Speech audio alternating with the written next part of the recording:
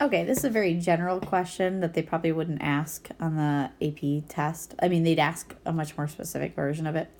But I'm trying to cram this all into one video here. So what happens to the particle once it enters the magnetic field?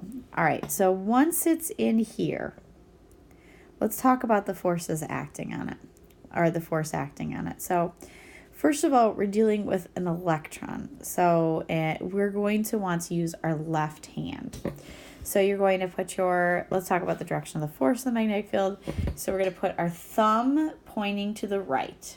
Okay, this one's going to take a little acrobatics. Thumb points to the right. Pointer finger points straight up toward the ceiling, out of the page. Okay, and that makes, and you really have to twist to do this. That makes your F finger point upward. So when this guy first enters, there's going to be a force pulling up. You may feel tempted to say, oh, well, the particle's just going to go straight up. But what happens is the particle starts moving into the field and it's been jerked upward. So it's kind of going like this now. And the force now would be, okay, so you do thumb, points kind of up at an angle, twist, twist, twist. The B field is still going to point up out of the page. And the F finger is going to kind of point up to the upper left. So the force pulls like this. And now it's been yanked. So it's like over here. And it just kind of keeps going like this. Forcing. Okay, and I should make more of a magnetic field over here because I'm running out of room. It forces the electron around in a half circle till it hits the plate. Okay. If they asked you, okay, be more specific. How big is that radius? Well, when we talk about acceleration in a linear direction, we use F equals ma. Okay. If we're talking about something a little bit more complicated, so we're talking about circular motion, we use mv squared over r. Let's try and figure out what we know about this and what we don't. Can we find the force, the magnetic force? We can go find that. We don't have it now.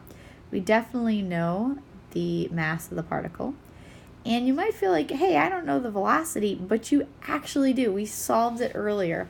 When you found the velocity of it leaving the hole, it's going to stay that same constant velocity as it goes around in this circle. Why? Because even though the force is changing its direction, it's not speeding it up and it's not slowing it down. If we want, and what we want to solve for here is the radius. Like how big of a little circle is it going to carve out? All right, so we're going to go R is equal to mv squared over F, and we just don't know that F. Well, force is equal to QVB sine theta. In this situation, the particle is moving this way at first. The magnetic field is out of the page, so that's a 90-degree angle between them. Sine of 90 is 1. So F is QVB. Let's see how much of that we know. So force is the charge is the electric field. Again, we're not going to worry, or electric field. Oh my gosh, I'm sorry, I'm tired. The charge is going to be the charge on the electron. Notice I'm not caring about the negative because, again, force is a vector. So we're going to do positives and negatives by indicating direction. V is the velocity. So we're going to deal with that in a minute. And B is the magnetic field strength, which they gave us. So now we can plug that stuff in. And we can put it all together. And we get R equals mv squared over, and that's velocity, EVB. Look at that. Things are canceling. Always a good sign in physics. Okay. And that should be our radius going around. Let's check the variables. Do we have the mass? Yes, the mass of the electron. Oh, wait. Crap. We have to put in the velocity. So we got to do that still. Charge is charge and electron. B they already gave us. Always good to do a check and be like, hey, what do I know? Is my equation actually do that? I totally did that for your benefit, not because I'm exhausted. So previously, we found the velocity. Oops, didn't mean to do that. We found the velocity to be square root of 2v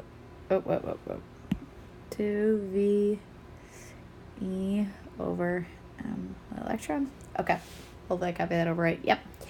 All right, so we're going to actually plug that sucker in there and make this beautiful equation hideous, but that's all good. So we got E divided by EB to VE over E square root of the little thing. Well, that is pretty ugly. Would I take the time to make it prettier? Nope, probably wouldn't. Okay, I'm sure it could be prettier, but that's where we're gonna leave it. Bye.